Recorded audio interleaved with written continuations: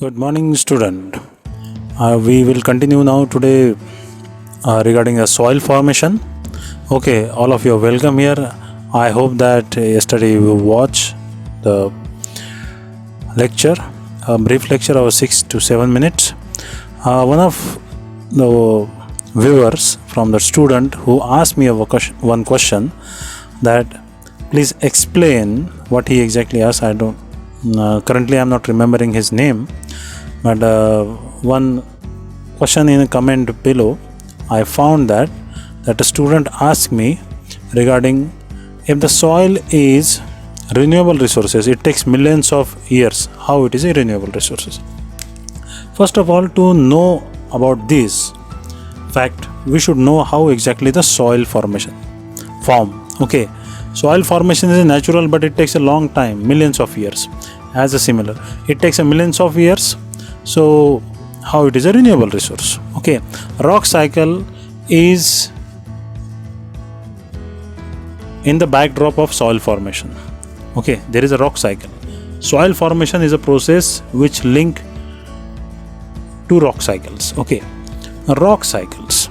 The rock formation is a cyclic. There is a three types of main rocks: igneous, I for igneous, then sedimentary, and M for metamorphic.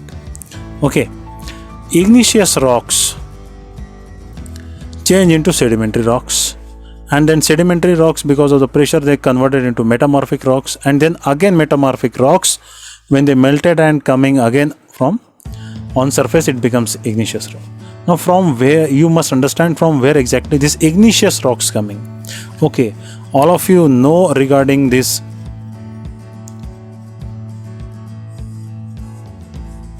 volcanic eruptions, that lava pour outside, and when this lava get cooled, it converted into rocks, and that rocks known as igneous rocks. These igneous rocks then further exposed to withering, natural withering, rain, water, air, sunlight, cold and snow, then converted into small boulders, and this boulder then flow with the water or air, then deposit at one place. After such a long time deposition, it converted into a stone. Okay, continuous deposition and continuous pressure mounted, the below layers of that accumulated matter converted into sandstone. We can call it sedimentary rocks. This sedimentary rock then further exposed to heavy heat.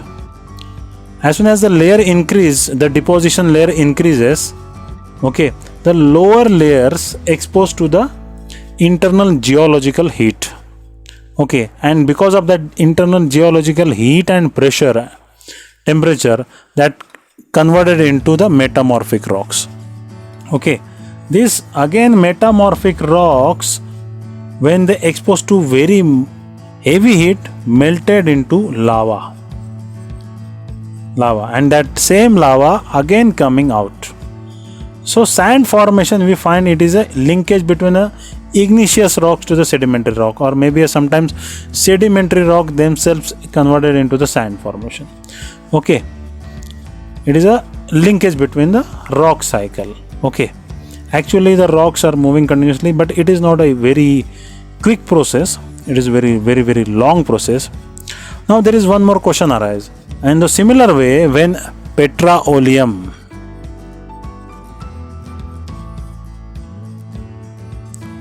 today we call petroleum, crude oil, okay, which we found beneath the surface within these rocks, this petroleum also takes millions of years. Okay, but why we are not considering this petroleum as a continuous and renewable resources? Because it is not guaranteed that every time when this earth surfaces, this is a tectonic plate, when one plate move above another plate, it is not necessary that every time a geological formations, big forest or animals may get trapped in between the two layers of crust and converted into petroleum. It may be possible and may not be possible, may be converted into coal. It is not guaranteed. Okay, but this rock cycle is a guaranteed. This is a continuous process, and it will be moving as long as earth is there. Okay, this is a geological process continuously moving. Okay, it is an unending process. Igneous to sedimentary, sedimentary to metamorphic, then metamorphic to again igneous, or sometimes the sedimentary to directly to igneous. Some sedimentary rocks directly exposed to the high pressure and heavy heat, they melted and converted into lava, and then again it is converted into igneous rocks. So there are various types of rocks. Okay, and soil is we can call it a middle product of this linkage between the two rocks. One more point, soil is not only the composition of rock material, but it also contains remnants of living beings. Okay, remnants of dead plants, dead animals and their corpuses that counted as a humus, which increase the fertility level of soil, humus formation. Okay, even the dead plants, their leaves and animals, that is also the part of soil. Okay, that's why we consider soil as a renewable resources, although it takes a millions of years. Okay, now the answer is clear. I hope so. The doubt might be clear. Okay, we will move into the next section now, the different types of soils.